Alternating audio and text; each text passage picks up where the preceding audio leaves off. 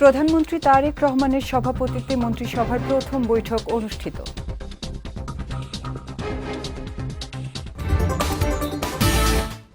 শহীদ জিয়া ও বেগম খালেদা জিয়ার সমাধিতে প্রধানমন্ত্রী ও মন্ত্রিসভার শ্রদ্ধা।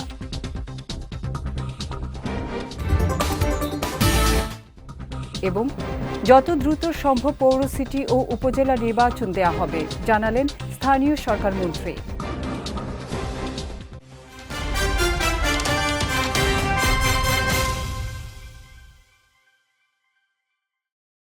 আসসালামু আলাইকুম। পুষ্টিচা নিবেদিত বিজয় রাতের সংবাদে আমন্ত্রণ জানাচ্ছি। আমি উম্মে কুলসুম। শুনছিলেন শিরোনাম, এবারে বিস্তারিত। প্রধানমন্ত্রী তারেক রহমানের সভাপতিত্বে নতুন মন্ত্রিসভার প্রথম বৈঠক অনুষ্ঠিত হয়েছে। বেলা ৩টায় সচিবালয়ের ১ নম্বর ভবনে এ বৈঠক অনুষ্ঠিত হয়। বৈঠকের শুরুতে প্রধানমন্ত্রী তার মন্ত্রিসভার সহকর্মীদের সঙ্গে কুশল বিনিময় করেন। সভায় নবনির্বাচিত মন্ত্রিসভার সদস্য, মন্ত্রিপরিষদ সচিব এবং সংশ্লিষ্ট সচিবরা উপস্থিত ছিলেন। বৈঠকে প্রধানমন্ত্রী তার দলের নির্বাচনী ইশতেহার অনুসারে কাজ করতে সংশ্লিষ্ট মন্ত্রণালয়গুলোকে দিক নির্দেশনা প্রদান করেন। এর আগে মন্ত্রিসভার বৈঠকে যোগ দিতে বেলা ১২টা ৩৫ মিনিটে সরকার প্রধান ওই ভবনে নিজের দফতরে পৌঁছান। মন্ত্রিসভার বৈঠকের পর প্রধানমন্ত্রী সচিবদের সঙ্গেও বৈঠক করেন। এদিকে মন্ত্রিসভার বৈঠকের মধ্য দিয়ে প্রধানমন্ত্রী হিসেবে তারেক রহমান প্রথমবারের মতো সচিবালয়ে তার নির্ধারিত দপ্তরে আনুষ্ঠানিকভাবে কাজ শুরু করলেন। বিএনপির প্রতিষ্ঠাতা ও সাবেক রাষ্ট্রপতি শহীদ জিয়াউর রহমান এবং সাবেক প্রধানমন্ত্রী বেগম খালেদা জিয়ার সমাধিতে শ্রদ্ধা নিবেদন করেছেন প্রধানমন্ত্রী তারেক রহমান ও তার মন্ত্রিসভার সদস্যরা। দুপুর ১২টায় প্রধানমন্ত্রী তার মন্ত্রিসভার সদস্যদের নিয়ে শেরেবাংলা নগরের জিয়া উদ্যানে যান। সেখানে তারা পুষ্পস্তবক অর্পণের মাধ্যমে শ্রদ্ধা নিবেদন করেন। এ সময় শহীদ জিয়া ও বেগম খালেদা জিয়ার রুহের মাগফিরাত কামনা করে বিশেষ মোনাজাত ও ফাতিহা পাঠ করা হয়। এর আগে বেলা ১১টায় জাতীয় স্মৃতিসৌধে মহান মুক্তিযুদ্ধের বীর শহীদদের প্রতি গভীর শ্রদ্ধা জানান প্রধানমন্ত্রী। সেখানে প্রথমে এককভাবে এবং পরে মন্ত্রিসভার সদস্যদের নিয়ে তিনি পুষ্পস্তবক অর্পণ করেন। শ্রদ্ধা নিবেদন শেষে সরকার প্রধান স্মৃতিসৌধ প্রাঙ্গণে একটি বৃক্ষ রোপণ করেন এবং পরিদর্শন বইয়ে সই করেন। যত দ্রুত সম্ভব পৌর সিটি ও উপজেলা নির্বাচনের ব্যবস্থা করা হবে বলে জানিয়েছেন নবনিযুক্ত স্থানীয় সরকার মন্ত্রী মির্জা ফখরুল ইসলাম আলমগীর। সকালে সচিবালয়ের দায়িত্ব গ্রহণ শেষে তিনি একথা জানান। বলেন, দেশ গঠনের চ্যালেঞ্জ নিয়ে এসেছি। মন্ত্রিসভায় মানুষের সমস্যার সমাধান করার চেষ্টা করা হবে। এ সময় স্থানীয় সরকার মন্ত্রী আরও বলেন, মব সন্ত্রাস সহ আইনশৃঙ্খলার অবনতি যা হয়েছিল এ নিয়ে আরও কাজ করতে হবে। অন্তর্বর্তী সরকারের কার্যক্রম নিয়ে শ্বেতপত্র প্রকাশ করা হবে কিনা এমন প্রশ্নের জবাবে মির্জা ফখরুল বলেন, প্রয়োজন নেই, কারণ তারা একটি বিশেষ মুহূর্তে দায়িত্ব নিয়েছিল। আমরা আমাদের যে commitment to the people during the election, নির্বাচনের ম্যানিফেস্টোতে আমরা যেটা কমিট করেছি, আমাদের চেয়ারপারসন, আমাদের প্রাইম মিনিস্টার, তিনি যে কমিট করেছেন সেই কমিটগুলো আমরা ফুলফিল করব। মানুষের প্রতি আমাদের যে দায়বোধ, সেই দায়বোধ আমরা মনে করি যে সরকার পরিচালনা করতে গিয়ে আমাদের মূল লক্ষ্যই থাকবে জনগণের সেবা করা। পরীক্ষায় নকল প্রশ্ন ফাঁস আর ফিরে আসবে না উল্লেখ করে শিক্ষামন্ত্রী ডক্টর আ.ন.ম এহসানুল হক মিলন বলেছেন, অতীতে দায়িত্ব পালনকালে নকল ও প্রশ্নপত্র ফাঁস বন্ধে কার্যকর পদক্ষেপ নিয়েছিলাম। এবারও কঠোর নজরদারি ও প্রয়োজনীয় ব্যবস্থা গ্রহণের মাধ্যমে শিক্ষাঙ্গনে শৃঙ্খলা বজায় রাখা হবে। দুপুরে সচিবালয় শিক্ষা মন্ত্রণালয়ের সভাকক্ষে সংবাদ সম্মেলনে তিনি এসব কথা বলেন। শিক্ষামন্ত্রী আরও বলেন, ব্যাকডেটেড শিক্ষা ব্যবস্থা নিয়ে এগোনো যাবে না। আন্তর্জাতিক মানের সঙ্গে সামঞ্জস্য রেখে শিক্ষা ব্যবস্থা গড়ে তুলতে হবে। এজন্য ডিজিটাল প্ল্যাটফর্মে রূপান্তর, প্রযুক্তি নির্ভর দক্ষতা ও আধুনিক জ্ঞানভিত্তিক কারিকুলাম প্রণয়নে কাজ করা হবে। সংবাদ সম্মেলনে শিক্ষা প্রতিমন্ত্রী ববি হাজ্জাজ উপস্থিত ছিলেন। দেশে একটি ভয়মুক্ত গণমাধ্যমের পরিবেশ তৈরি করা হবে বলে জানিয়েছেন নবনিযুক্ত তথ্যমন্ত্রী জহির উদ্দিন স্বপন। আজ সচিবালয়ে প্রথম কার্যদিবসে দায়িত্ব গ্রহণ করে সাংবাদিকদের সঙ্গে আলাপকালে তিনি একথা জানান। অপতথ্য ও গুজব বর্তমানে বিশ্বজুড়ে একটি বড় চ্যালেঞ্জ হিসেবে আবির্ভূত হয়েছে উল্লেখ করে তথ্যমন্ত্রী বলেন, এই বাস্তবতায় আমাদের ভেবে চিন্তে পথ চলতে হচ্ছে। বলেন, প্রযুক্তির ক্ষমতার কারণে একদিকে যেমন মানুষের ক্ষমতায়ন হয়েছে, অন্যদিকে কিছু সমস্যাও সৃষ্টি হয়েছে।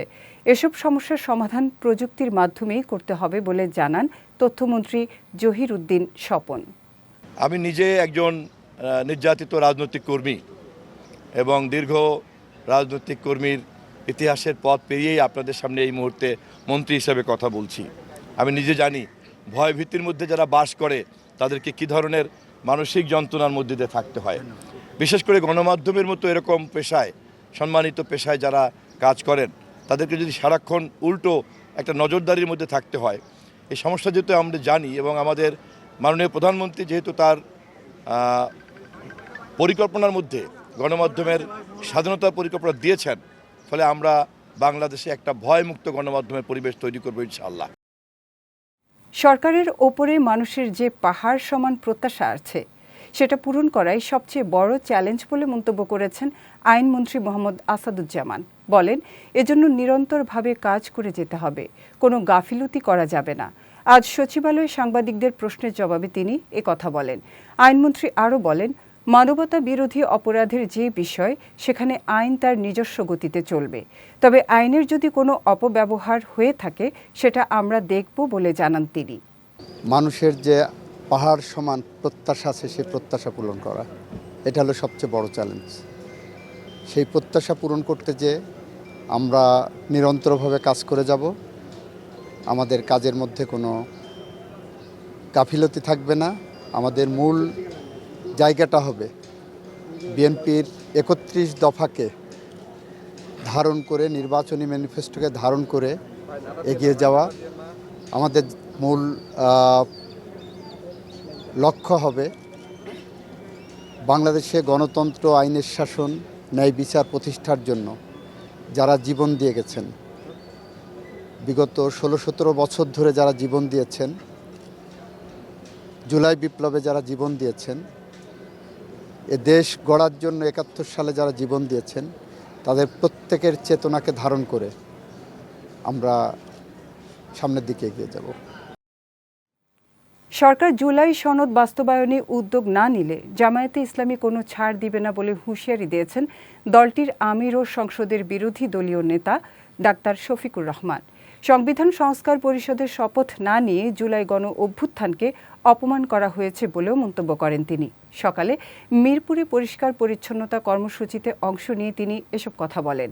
আমির জানান, প্রতিদিন ফজরের পর আধা ঘন্টা থেকে ১ ঘন্টা ময়লা পরিষ্কার করা হবে। মিরপুর কাফরুলকে মডেল এলাকা হিসেবে গড়ে তোলা হবে। এ কাজে সরকারের সহযোগিতা বজায় থাকবে বলে আশা প্রকাশ করেন তিনি। শুধু রাজধানীতে নয়, এর বাইরেও এমন পরিচ্ছন্নতা কার্যক্রম চালানোর কথা জানান শফিকুর রহমান। প্রতিদিন ফজরের পরে আমাদের প্রত্যেক ইউনিট মিনিমাম আধা ঘন্টা সময় এই পরিচ্ছন্নতার কাজ করবে। ১ ঘন্টা পারলে আরও ভালো। এরপরে যার যার কাজে, পারিবারিক পেশাগত দায়িত্বে তারা ছড়াইয়ে পড়বে, সমাজের অন্যান্য সেবায় ছড়াইয়ে পড়বে।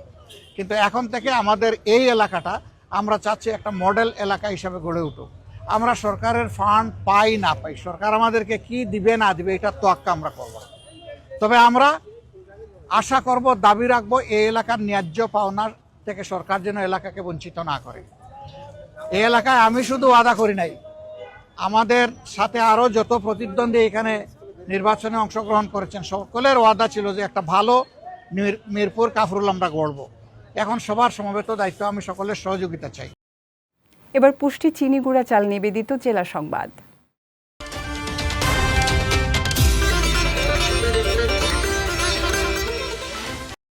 জামালপুরের রিকশা চালক মজনু মিয়া অপহরণ মামলার ১৩ বছর পর ২ আসামিকে যাবজ্জীবন কারাদণ্ড দিয়েছেন আদালত।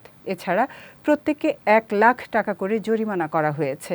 দুপুরে নারী ও শিশু নির্যাতন দমন ট্রাইব্যুনাল ১-এর বিচারক মোহাম্মদ আব্দুর রহিম এ রায় দেন। মামলার বিবরণে জানা যায়, বিগত ২০১২ সালের ১২ জুন মজনু মিয়া রিকশা নিয়ে বের হয়ে আর ফিরেননি। খোঁজাখুঁজির এক পর্যায়ে অপরিচিত একটি নাম্বার থেকে ফোন করে তাকে অপহরণ করা হয়েছে জানিয়ে ৫০,০০০ টাকা মুক্তিপণ দাবি করা হয়। এ ঘটনায় তার পিতা বাদী হয়ে ইসলামপুর থানায় মামলা দায়ের করে। পরে পুলিশ তদন্তপূর্বক আসামি সেলিম ইসলাম ও সোহেলের জড়িত থাকার প্রমাণ পায়।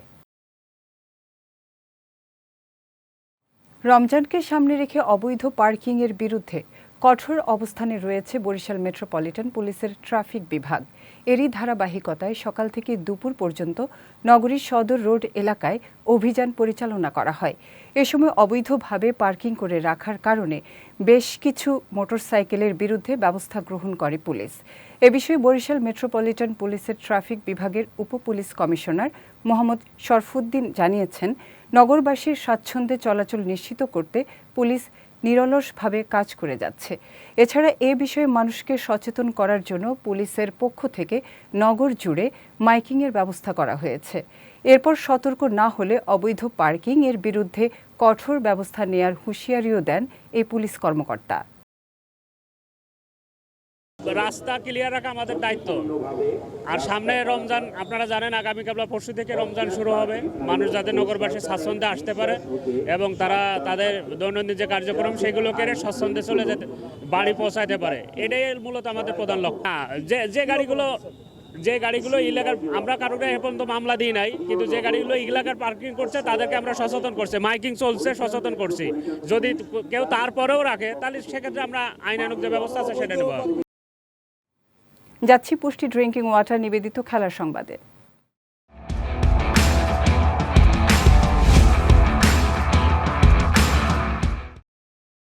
শতভাগ জয়ের রেকর্ড অক্ষুণ্ণ রেখে নারীদের এশিয়া কাপ রাইজিং স্টার্সের গ্রুপ পর্ব শেষ করে সেমিফাইনালে খেলতে যাচ্ছে বাংলাদেশ এ দল।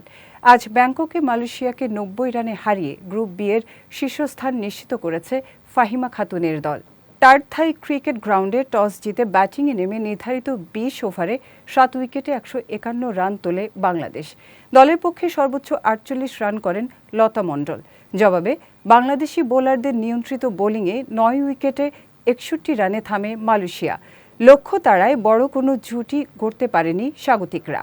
ফলে সহজ জয় নিয়েই মাঠ ছাড়ে বাংলাদেশ এ দল।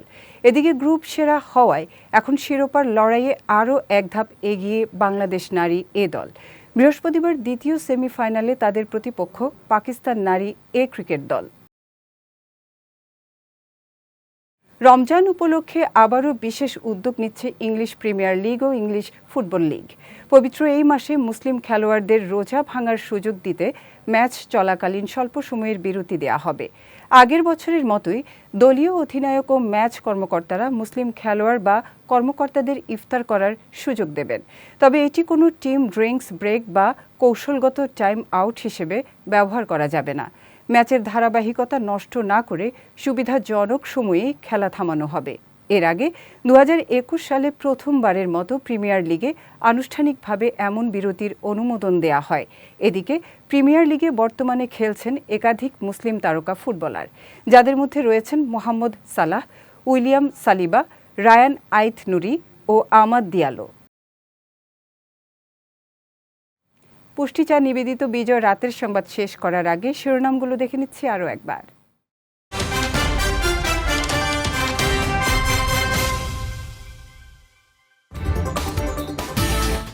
প্রধানমন্ত্রী তারেক রহমানের সভাপতিত্বে মন্ত্রিসভার প্রথম বৈঠক অনুষ্ঠিত।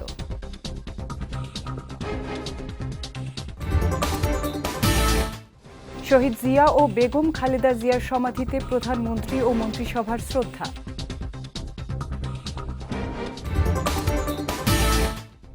এবং যত দ্রুত সম্ভব পৌর সিটি ও উপজেলা নির্বাচন দেয়া হবে, জানালেন স্থানীয় সরকার মন্ত্রী।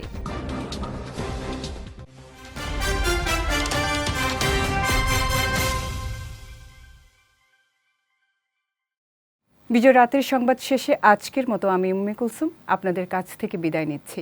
আগামীকাল একই সময়ে নতুন সব খবর দেখতে চোখ রাখুন বিজয় টিভিতে। এছাড়াও আজকের বিজয় রাতের সংবাদের ভিডিও দেখতে পারেন আমাদের ইউটিউব এবং ফেসবুক পেজে। আমাদের ইউটিউব হলো youtube.com/BijayTVOfficial এবং আমাদের ফেসবুক পেজ হলো facebook.com/BijayTVLimited। এতক্ষণ সঙ্গে থাকার জন্য ধন্যবাদ সবাইকে।